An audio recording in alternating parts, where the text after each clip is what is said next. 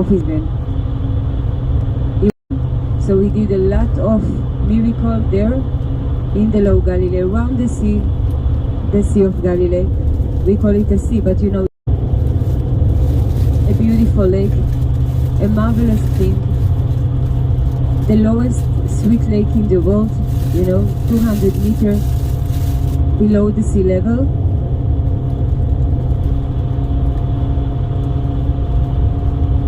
I will tell you exactly how can it be that we have in that little country of us those two marvelous seas, the Sea of Galilee and the Dead Sea. You know, the Dead Sea, minus 450 meters below the sea level. Very, very special place, precious place.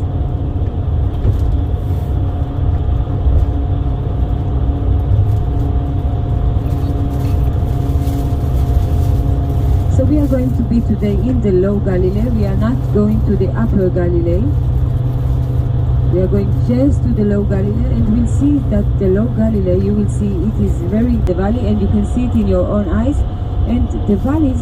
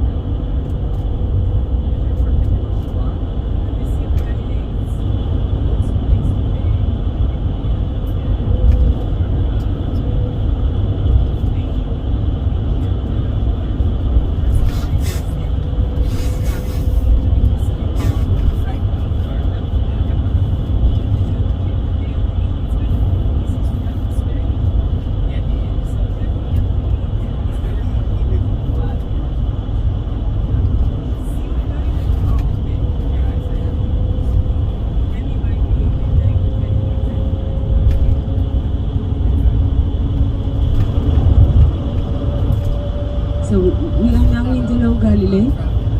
The Low Galilee, it's a mixed area. Everyone lives here. You can have it Muslims.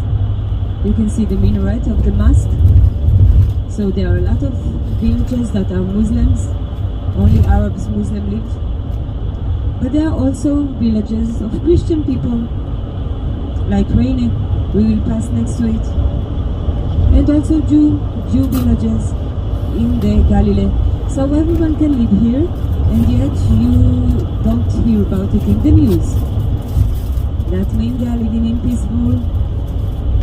They know how to enjoy their life here. You see the Lago Galilee? It is green. It is always green. Winter, spring, summer, all the year, the Galilee, the Lago Galilee, it is always green. The main tree here in the Galilee, it's the olive tree. You will see a lot of olive tree, and the olive oil here in the Galilee, it is the best. The best olive oil that you can get, it's here in the Galilee. But we have all sorts of agriculture, even tropical fruit like mangoes, bananas, kiwi.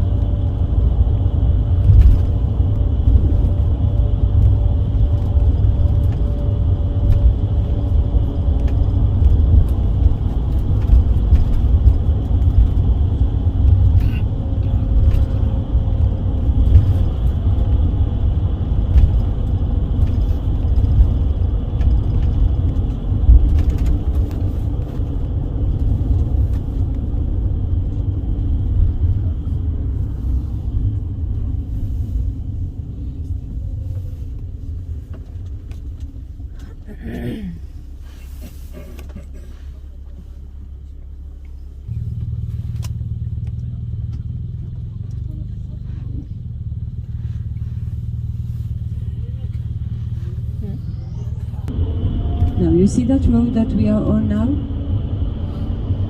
That was for ancient of time the most important road, and everyone wanted to rule that road.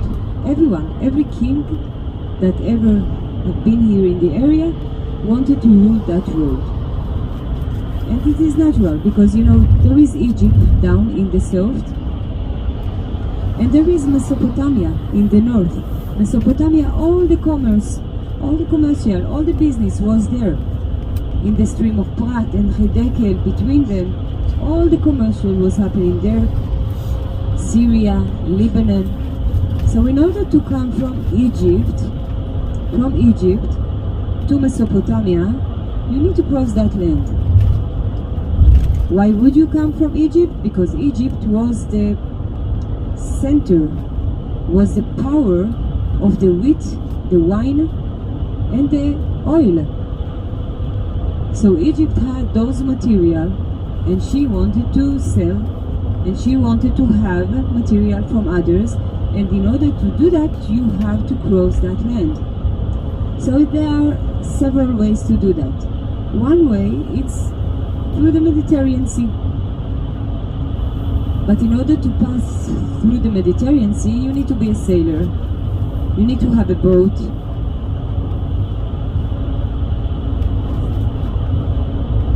And not everyone had a boat. You know, in those days, I'm talking about 3,000 years before Christ, there wasn't a lot of people that knew how to behave with the boat. There was the Gentile of the sea, the Phoenix. They knew how to behave with the boat, with the sea. And also not crossing the ocean just on the shore, but still, there were only few people that knew how to do that. There was another way, through the mountain in the east, through the mountain to get all the way to Mesopotamia. It was another way, but it was a very dangerous way. And of course, in the end of that road, there will be a mountain. A mountain with the citadel, with the fortress, with the palace maybe, of the ruler. So we can observe all around. You know, he can look 360 degrees all around to see who is coming from Mesopotamia, who is coming from Egypt. He could have seen all the ways around him. In that mountain, we found more than 30 layers of living. The palace from the Canaanic day, beautiful palace. You know, we found a bathroom, a bath covered with shells, beautiful.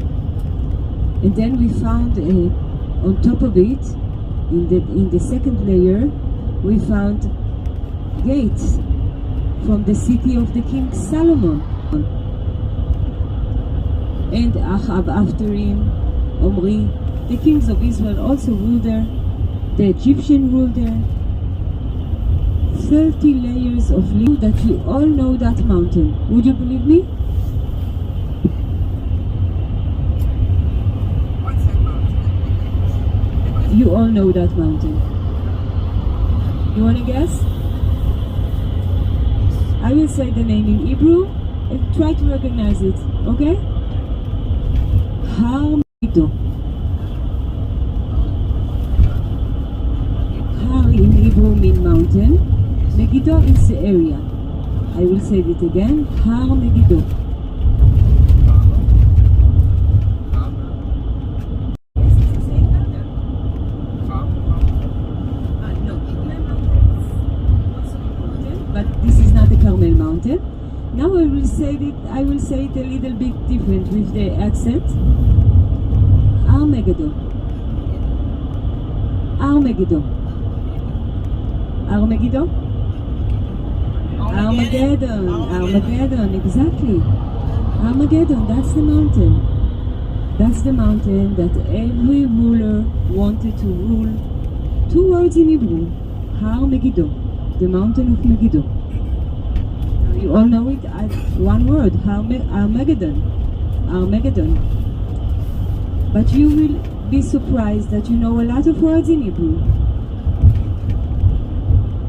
Capernaum.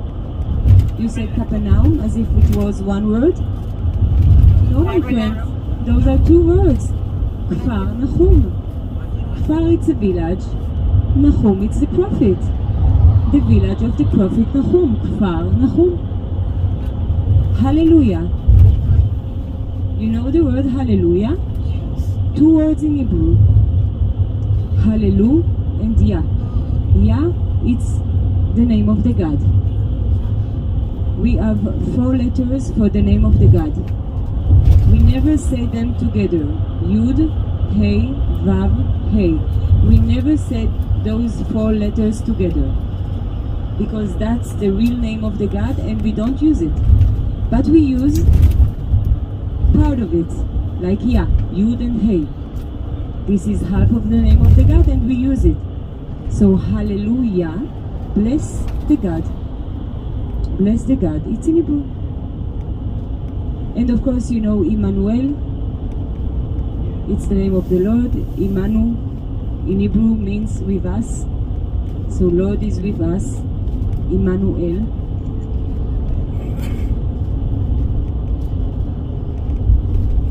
So yes, Armageddon, it is the mountain that we will see in the end of that road. And that's the place that everyone wanted to rule. That's the place that you can see everyone that is coming from the north, from the south. If you are on that mountain, you can observe on all that area.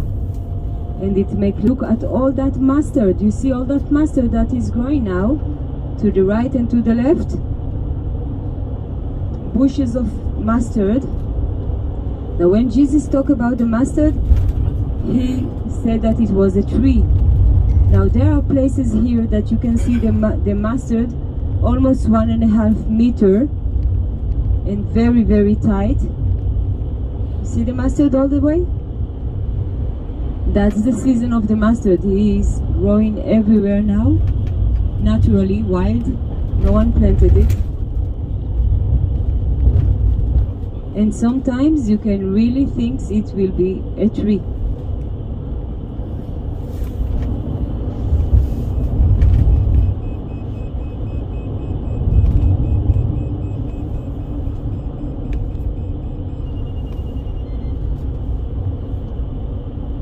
It's wonderful for the agriculture. And if you look around you, you can see exactly what I was talking about. Geographically, you have little mountains and then a valley, and now we will see the mountain, and again you will have a valley.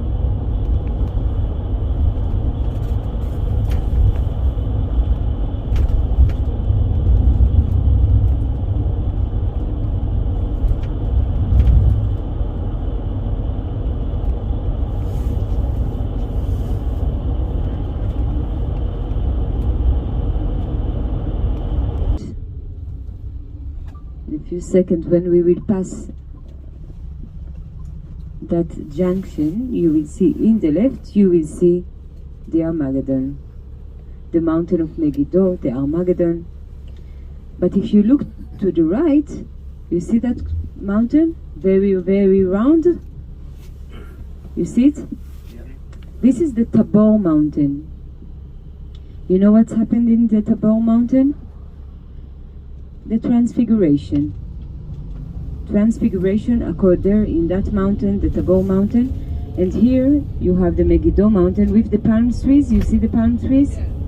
That's Megiddo. That's Armageddon. Now it is not naturally like that. Schumacher, the researcher, the English researcher, when he was here, he cut the mountain into two in order to dig, to explore. He found a lot of things, of course, but he changed his shape. Now you have like two mountains, but this is Armageddon. And when you are on Armageddon, when you are on the top of that mountain, you can see the Tabor mountain. There was the Moses and Eliza, a white city. It is not really white, but it looks like white city from here. You see it? There in the left, this is Nazareth. This is Nazareth, and in the right side of it, you have a mountain that is empty. No buildings, no trees, nothing. You see? We call it the jumping mountain. We call it the jumping mountain. You know that Jesus was living in Nazareth, and he has his synagogue over there, the neighborhood synagogue, that he used to go and pray. And there was a Saturday that he goes to that synagogue, and it was his turn to read from the Torah. You know that every Shabbat, every Saturday, we are taking the Torah out of the ark, and we are reading a chapter. Every Shabbat another chapter. So that was his turn to read. He goes on the stage, taking the Torah out of the ark, and he started to read. And he was reading about the Messiah that will come, the Christ.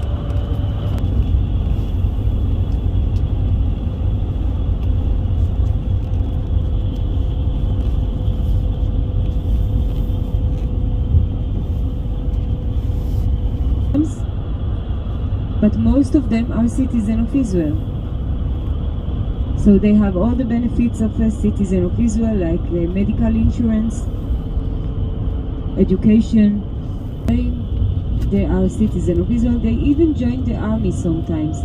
Know that most of the Muslims here are Arabs, and they don't join the army, of course, the army of Israel. About 90% are Muslim. Only 10% today are Christian. They are all citizens of Israel. Money for his pocket, and that's why the city look like that. But we are going to the Franciscan area, to the churches, and it is beautiful anyway. The jumping mountain, the things you can leave it water if you have your camera. That's it. If you have heavy bags, leave it on the bus.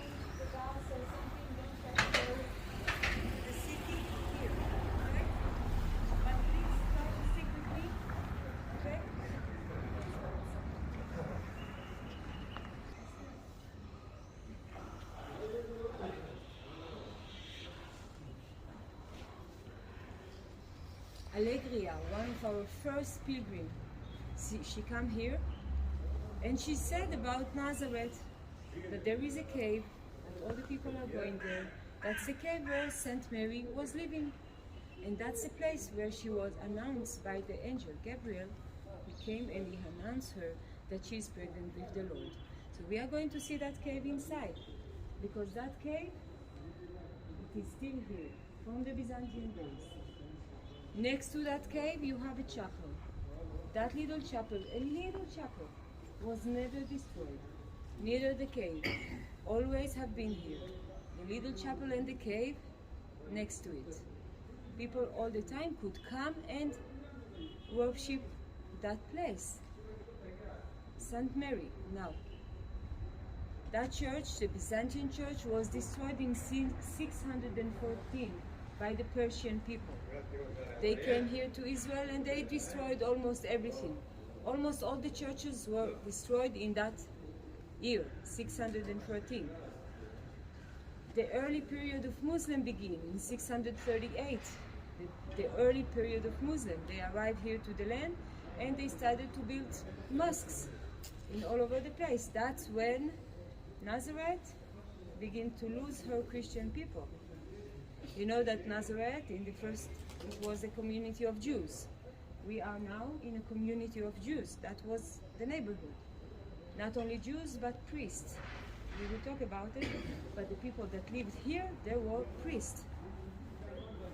And then the Christian begins, so the number of Christians begin to increase. And then the Muslim came and it goes down. Until the Crusader arrived. The Crusader arrived here at 1099 and they rebuilt that church. They rebuilt a huge church, but it was destroyed also in the 12th, 13th century by the Mamluks. Again, they destroyed the churches. We are going to see relics from the Crusader time. We are going to see 3 apses inside. You know what's an apsis? It's a wall that is curved. So that was the way of building churches. So they built 3 apses. Most of the time there will be 2 little and 1 big. And you are going to see that inside. But there is one more thing that I want you to see there, and I call it mikveh. Do you know what's a mikveh? Mikveh. Mikveh, it's a purification bath. You may call it a baptism site, but this is not a baptism site. At the beginning, when Saint Mary lived here, it was a mikveh, a purification bath. And I can tell you, I'm a Jew, by the way. I was born Jew and I will die as a Jew. And I can tell you that we still use purification bath. When do you use it?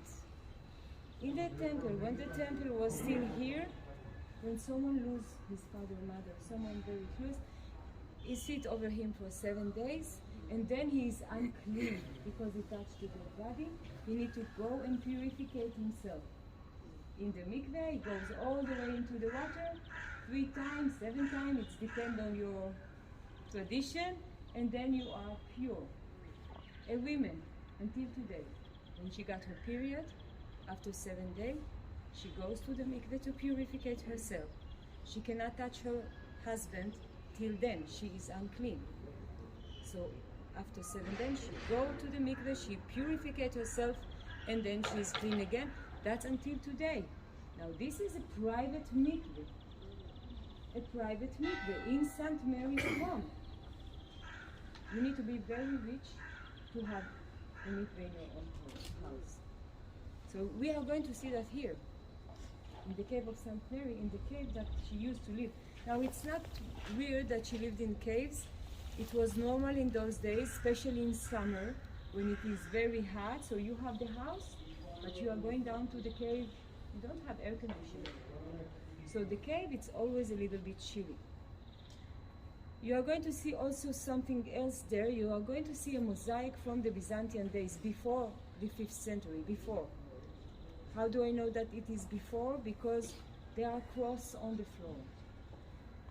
And after 420, it was forbidden to put cross on the floor. So There are cross on that mosaic, so you know that it is before that. One more thing I want you to see. In the cave where St. Mary was announced, yes, that she's pregnant, you will see an altar. In that altar there are words in Latin, and this is the only place you have those words. The words are, the word became flesh. The verbs became flesh. Now today I was trying to teach you Hebrew, or to show you that you all know Hebrew. But let me tell you something. The Bible, the New and the Old Testament, was written in Hebrew. We all know that, right? So when you try to translate the word became flesh to English, it loses its meaning. You lost the real meaning of it. Because when you say that in Hebrew, Hadabani Yabasa, you understand the real meaning of it. You want to hear that?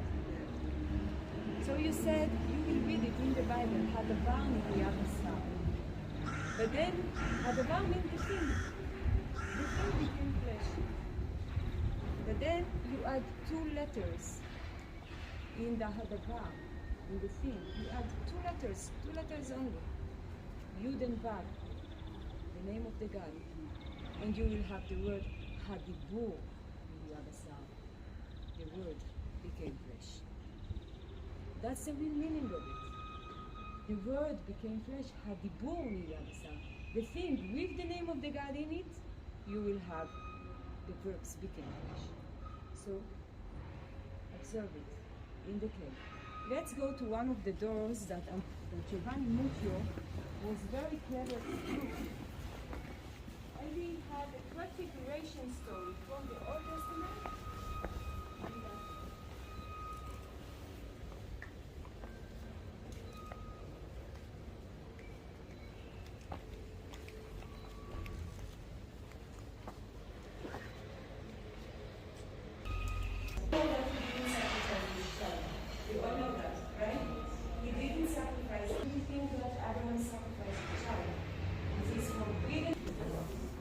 The Lord is sending His Son to be sacrificed for all of our sin. This is the prefiguration. The next one. Noah. So when Noah entered the ark, when he goes out, there was a new world. Nothing compared to the world that Noah had. And let me tell you another thing that I heard not a long time ago from my pastor. And he told me that this ark today, it is still open for us. We can all enter that ark. It's still open. What is that? You heard about the massacres of the innocent? The King Herod, he ordered to kill all babies under the age of 2. You know that he even killed his own son. He had a son less than 2 years old, so he killed him. He killed 3 of his sons, 2 of his wives. He had 10 wives, so it's only 20%. But what is the prefiguration for that? Moses in Egypt, the King Pharaoh, he ordered to kill all babies under the age of 2 because he heard that Moses is about to come. That's the prefiguration for that. The Christ is about to come, so he killed all babies under the age of 2 between Bethlehem and Jerusalem. And of course the original sin, Adam and Eve, the original sin. You know that every baby that was born into that world already had that sin on his shoulder. Even if he didn't do anything, he already had that sin. That's why Jesus was born without humanity. Just like Adam. Adam was born without humanity. So in order to do the same and to be sacrificed for that, you need the same, a human that comes not from humanity. But Adam was buried under the Golgotha. You know the rock Golgotha? In Jerusalem, there was a rock. The name of the rock was Golgotha. And that was Adam's grave. That's why we gave it the name Golgotha, because the skull of Adam is there. Golgotha in Hebrew means skull. Skull? Maybe I'm not saying that okay. Yes. Okay, so you understand me? That's the name of the rock. That's the name of the rock. Now when Jesus was crucified on that rock, what happened to that rock? It cracked. And the blood of Jesus goes all the way down to Adam's graves. And then our sacrifice was forgiven. In that moment, the circle was closed. Let's go to that door, also beautiful. Stories from the life of Jesus. Here, fathers that came before, analysts, St. Peter, of course. And then we have stories from his life. St. Joseph, the adopted father, teaching the art of carpentry. Okay, the art of carpentry. To be a carpenter, it's not like today. You call AliExpress and you order your kitchen. Nothing like that. If St. Joseph was working with the wood, he touched the wood and he was an artist. That was his job. It's not a job for gaining money. No, it is just an art. He had that artisan. That was what he was, an artist. So he teaches his son. What is that? The baptize in the Jordan River. Why? Baptize for what?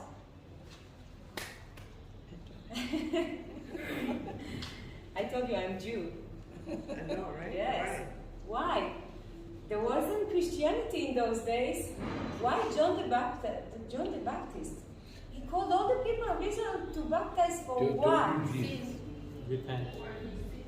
For what? No. And let me tell you, the people that go there to the Jordan River, there were people that were good people that said, enough with Jerusalem. Enough with Jerusalem. Enough with what's happening in the temple. We are going there to the Jordan River with John, because John, he was a priest. He needed to go to the temple in Jerusalem to walk the God. 2 weeks a year, our priest needs to go to the temple and walk in the temple. 2 weeks, that's it. All the rest of the year, he can be whatever he wants, wherever he wants, do what he wants. For example, being a carpenter. So John, he decided, I'm not going there anymore. That's it. Done. The temple, Atkan, until here. The priests are doing bad things. I'm not going there. And he goes to the Jordan River and he called the people of Israel to the river, to the natural mikveh. Natural mikveh. What's a mikveh? A place with water that are coming from rain, that are coming from spring, or from a river. So the Jordan River was a mikveh, a really mikveh, flowing water. And he told the people, come, purificate yourself, and sit with me and learn the Torah. That's the reason. Come here to the same spot that Joshua enter us 1,400 years ago. That same place when you had that promised land. Let's go back there, do restart, and start all over again. Let's learn the Torah, how Moses gave it to us, not like it is in the temple today. That was the reason that John go there. Purify the people, sit and learn the Torah. He was teaching them the Torah. Until Jesus came. When Jesus came, they saw the God going down. And the voice that said, you are my son, the chosen. And everything was changed. Okay? Let's go inside. Before we go inside, like I said, I will point to you. This is a Catholic church, Franciscan Catholic church.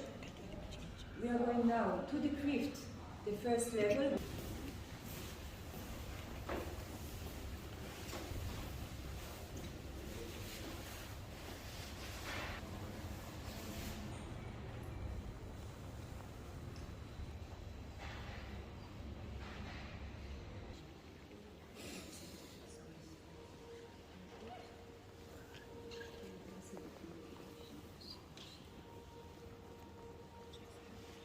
purification bed.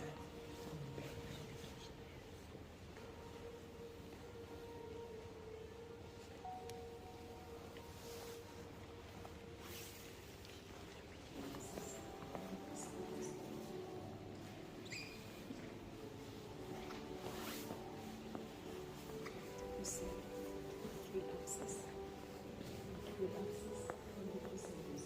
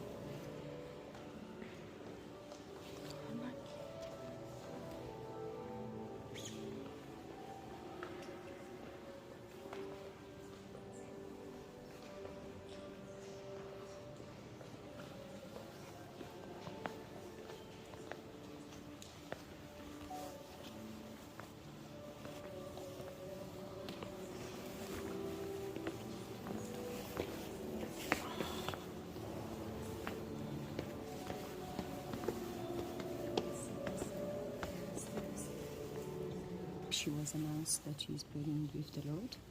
You can see inside there are stairs that you can go up to the second level. Today the second level doesn't exist, but it was here.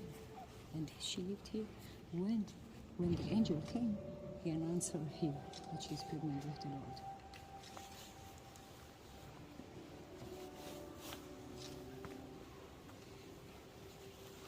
Yes.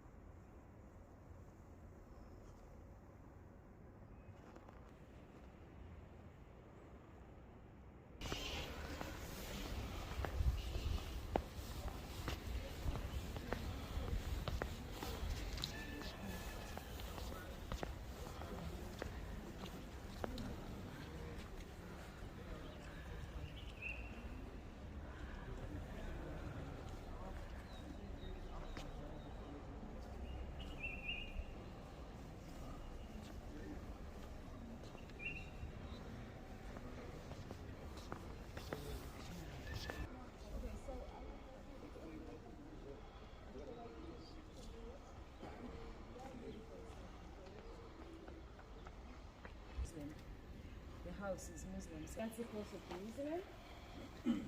But every church in Israel, you will see that signboard. Why? Christianity back to Jesus. What do I mean by that? Jesus was very modest, humble. He didn't need material. He was traveling all the time, going from place to place. He never heard about a palace that he built for himself, or a temple. In the Vatican, he said, they will come out from the Catholic. There will be another order. You know that we have a lot of orders, like the Coptic, like the Armenian people. So the Catholics were very afraid that they would come out from the Catholicism. So they go to the Franciscan people and they tell them, go to the Holy Land and be the custodia de Terra Santa, the gardener of the holy places, the gardener of the Holy Land, Terra Santa, custodia de Terra Santa. And from that day, they're here, buying lands and protect them. Most of the places that we are going to see today, Franciscan. Their land, they bought it. In the 16th century, they succeeded to buy it. One of the loneliest places that are not Franciscan, you see that? They can come back to the soil and you will have another tree. So of course they pattern it, but that's the Bengali fruit. It's beautiful. Going to the left, to the archaeological site. We are going to talk about St. Joseph, and then if you want to look a little bit at the church, because we can.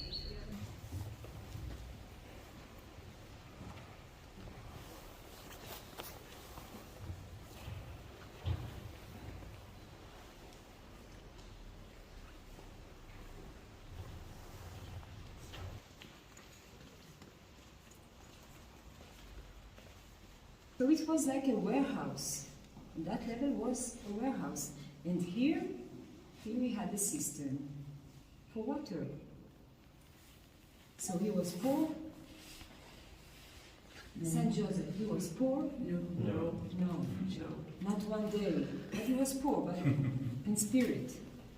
He was poor in spirit. He wasn't poor. And why I know that for sure? Because he was from the priest family. From the Levi family, from the Levi tribe. Kohanim, Levi and Kohen are from the Levi tribe. And you know, the tribe of Levi, they didn't have an area to live in. Like Judah, they had Jerusalem. And the Judean desert, and next to the sea. Benjamin, all around Judah was Benjamin. Then, Tel Aviv.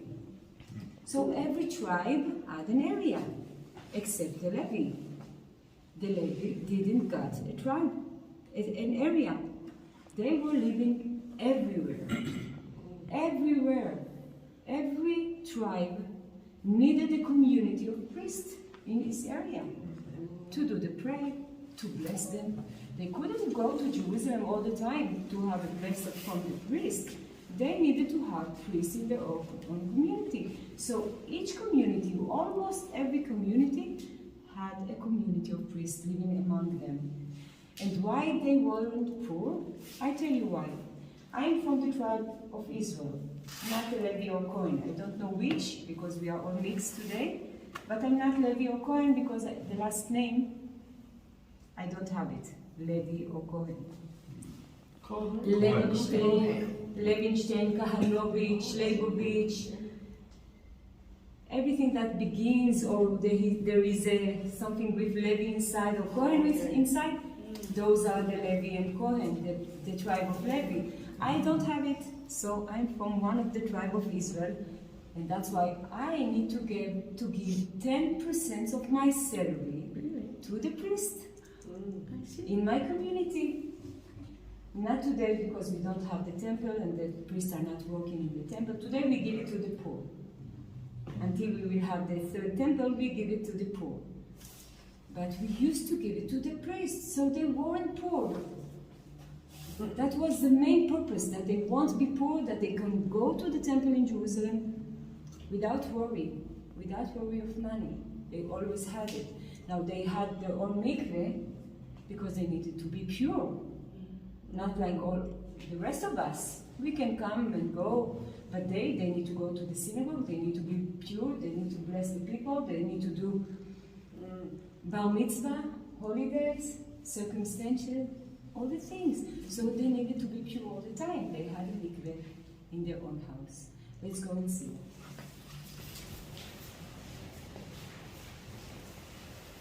For a mikveh to be kosher, you need several rules. You needed to be breathing the water from the rain, and then go to the cistern.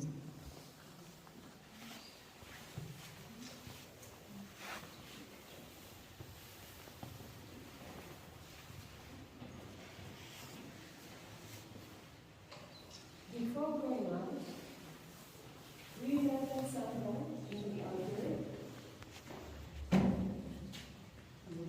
Very ancient symbol of Christianity. Those are two letters in Greek, chi and vo. Chi and vo. Consinatus. List may be the 5 wounded of Jesus. That's the meaning of that cross. 2 hands, 2 legs, and 1 in the chest. Let's see the cistern and then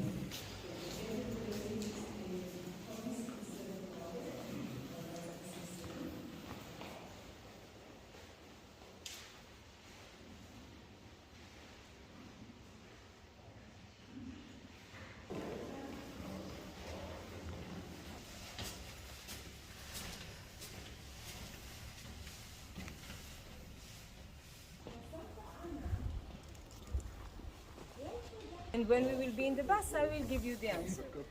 In the meantime, you have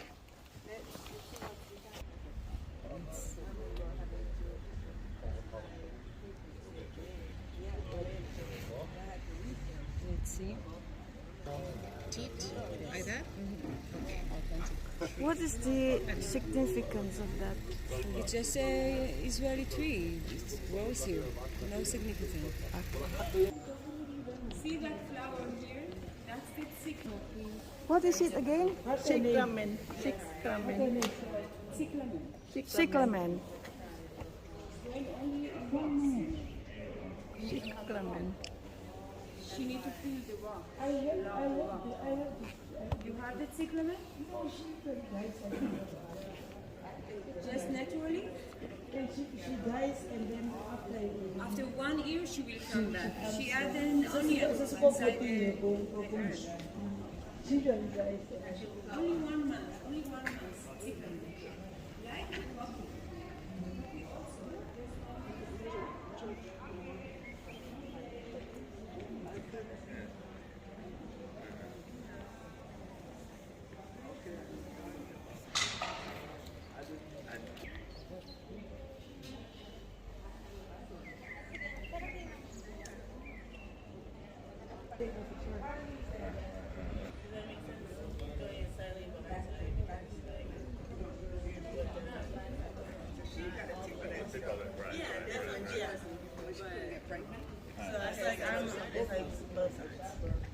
Yes.